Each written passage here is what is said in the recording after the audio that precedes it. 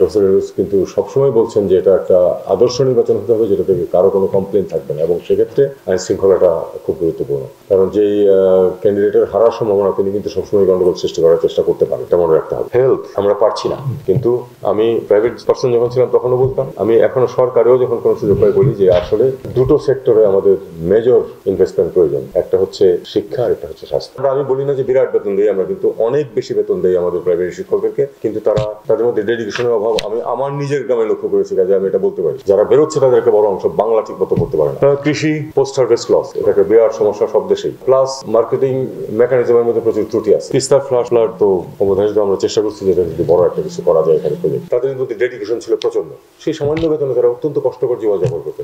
সেই তুলনায় আমি বলি না যে বিরাট বেতন দিই, আমরা কিন্তু অনেক বেশি বেতন দেই আমাদের প্রাইভেট শিক্ষকদেরকে, কিন্তু তাদের মধ্যে ডেডিকেশনের অভাব আমি আমার নিজের গ্রামে লক্ষ্য করেছি, কাজে আমি এটা বলতে পারি। আমি দেখেছি আমাদের গ্রামে যে প্রাইভেট স্কুলটা আছে, আমার বাবা আরো কয়েকজনের সাথে মিলে প্রতিষ্ঠা করেছিলেন, অনেক কষ্ট করে সেটাকে আমরা দাঁড় করিয়েছি, এখন সরকারি হয়েছে, কিন্তু লেখাপড়ার স্ট্যান্ডার্ড ভালো নয়। যারা বেরোচ্ছে তাদেরকে বড় অংশ বাংলা ঠিক মতো পড়তে পারে না। আমরা যদি এটা ঠিক করতে না পারি, প্রাইমারি এডুকেশন হচ্ছে সবকিছুর ভিত্তি। আপনার ট্রেনিং বলেন, এই হায়ার এডুকেশন বলেন, প্রাইমারি এডুকেশন যদি আমরা ঠিক করতে না পারি, তাহলে আমরা কোনো দিকে আগাতে পারবো না। এটাতে আমাদের অনেক কিছু কাজ করার আছে, আমরা চেষ্টা করছি। আমাদের তো সাময়িক সরকার, আমরা চেষ্টা করবো এমনভাবে একটা ব্যবস্থা রাখার চেষ্টা করছি, অত রিকমেন্ডেশন, যাতে করে পরবর্তী সরকার সেই কাজগুলি করতে পারে। কৃষি পোস্ট হারভেস্ট লস, এটাকে বিরাট সমস্যা সব দেশেই। প্লাস মার্কেটিং মেকানিজমের মধ্যে প্রচুর ত্রুটি আছে। আমার এলাকা হচ্ছে সবজির এলাকা, আপনাদের মতোই। আপনাদের তো আমি বাড়ি নরসিংদীর রায়পুরা জেলা, রায়পুরা বেলাবো। সবজির পাহাড় সকালবেলা এসে জমা হয়, সেটা ট্রাকে করে ঢাকায় আসে।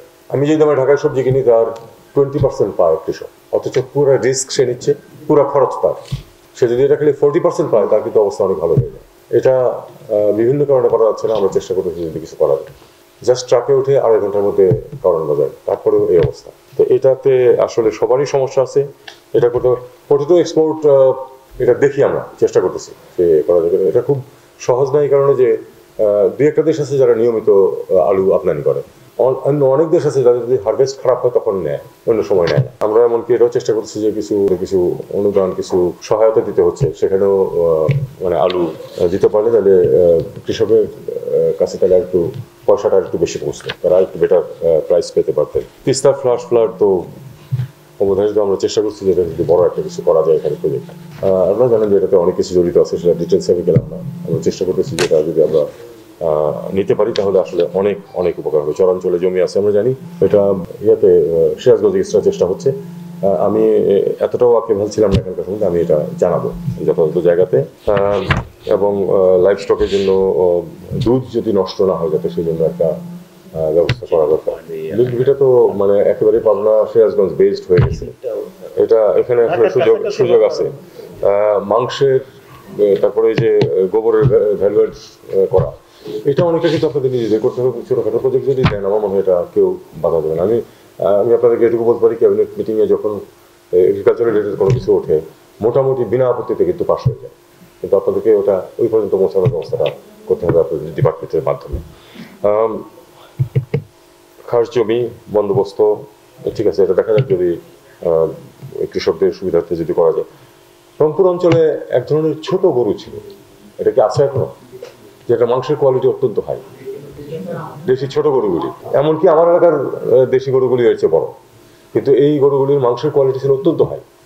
আপনারা কিন্তু এটাকে একটা দেখেন, এই হিসেবে কিছুটা দাঁড় করাতে পারেন কিনা, প্রিমিয়াম কিছু যাতে পাওয়া যায়।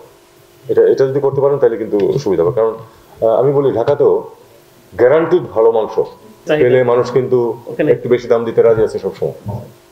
হেলথ আমরা পারছি না, কিন্তু আমি প্রাইভেট পার্সন যখন ছিলাম তখনও বলতাম, আমি এখনো সরকারেও যখন কোনো সুযোগ পাই বলি যে আসলে দুটো সেক্টরে আমাদের মেজর ইনভেস্টমেন্ট প্রয়োজন, একটা হচ্ছে শিক্ষা আর একটা হচ্ছে স্বাস্থ্য। কারণ আমাদের হিউম্যান রিসোর্স ছাড়া সত্যিকার অর্থে অন্য কোনো রিসোর্স নেই। হিউম্যান রিসোর্সের দুইটাই এলিমেন্ট। আমি প্রথম বাজেট যখন হয় স্বাধীন হওয়ার পরে, উনি তার ফাইন্যান্স মিনিস্টারকে বলেছিলেন, তোমরা বাজেট যা ইচ্ছা তাই তৈরি করো, আমি সই করে দেবো। শুধু শিক্ষায় বাজেটের 25%, শিক্ষায়। তো শিক্ষা মানে কনস্ট্রাকশন প্লাস মেনটেন্যান্স এবং শিক্ষকদের বেতন ইত্যাদিতে বরাদ্দ করে, বাকি 75% তোমরা যেখানে বলবা বরাদ্দ করে নিয়ে আসো, আমি সই করে দেবো। এবং সেটা 30 বছর পরেও সেটা বহাল ছিল, যে কারণে পুরো আরব জগতের মধ্যে তিউনিসিয়া হচ্ছে সবচেয়ে শিক্ষিত জাতি। সবচেয়ে বেশি সংখ্যক পিএইচডি স্টুডেন্ট আরব বিশ্ব থেকে ফ্রান্সে ফ্রম টিউনিস টার্গেট করেন 5% of GDP for health, 5% of GDP for education. এটা যদি আপনারা অ্যাচিভ করতে পারেন, আপনাদেরকে আর কোনো কিছু বাকিগুলি করার দরকার নেই, রাস্তা ভাঙা থাকলে চলবে। মেডিকেল প্রত্যেকটা জায়গাতে এই সমস্যা দ্বিগুণ।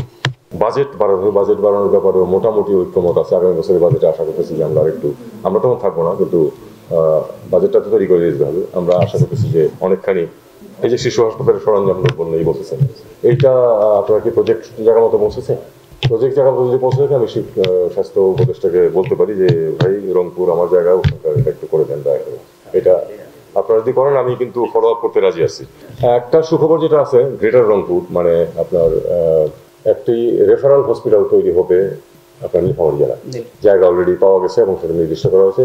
চাইনিজরা তৈরি করবে, চাইনিজ ডাক্তাররা প্রথমে কাজ করবে, তারপরে পর্যায়ক্রমে এটা আমাদের ডাক্তারদের হাতে হ্যান্ড ওভার করবে। 1000 শয্যা। আমি আশা করি এই অঞ্চলের হেলথ সেবাতে এটা অনেকটা ভালো অবদান রাখবে। তবে এটা ঠিক যে প্রত্যেকটা মেডিকেল কলেজে যে সমস্যা, আসলে আমরা যদি উপজেলার মেডিকেল সেন্টারগুলিকে আরেকটু, হসপিটালগুলিকে আরেকটু কার্যকর করতে পারতাম, তাহলে কিন্তু আপনার এই জেলার উপরেও চাপটা একটু কমতো। আমরা এটা চেষ্টা করছি, কতটুকু সফল হবো এই সময়ের মধ্যে আমরা তো বড় কিছু করে দিতে পারবো না। আমরা একটু দিক নির্দেশনা দিয়ে যেতে চাই, শুরু করে দিয়ে যেতে চাই কিছু প্রকল্প যেগুলি কেউ তো এসে বন্ধ করে দেবে না।